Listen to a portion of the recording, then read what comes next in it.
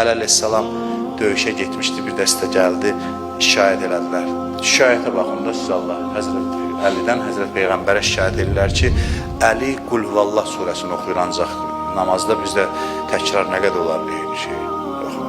Peyğəmbərimiz soruşur ki, ya Əli, niyə ancaq Qul Huvallah oxuyursun? Ərz elədi ki, ya Rasulallah, Qul Huvallah surəsini sevirəm, xoşlayıram deyə onu oxuyuram. Peyğəmbər cavab verdi ki, Qul Huvallahı sevdiyinə görə Allah da səni sevir. Qul Huvallah Allahın vəsfidir. O gözəlliklərin vəsfidir.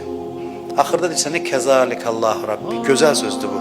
Deyirsən, Qul Huvallahu əhəd, Allahu səməd, Allahım belədir. Axırda deyirsən, kəzalikallahu Rabbi, mənim Allahım belədir.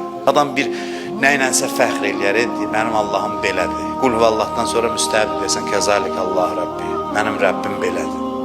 İnsan bax bunun üçün yaranıb ki, bu səhnələri müşahidə eləsin. Ona görə ariflər görsən namazı qılıb qutaranda hardansa bağın seyrindən gəlir elə bil. Behçətin halında yazırlar, görənlər danışır ki, axırıncı salamı deyəndə fəryad elirdi.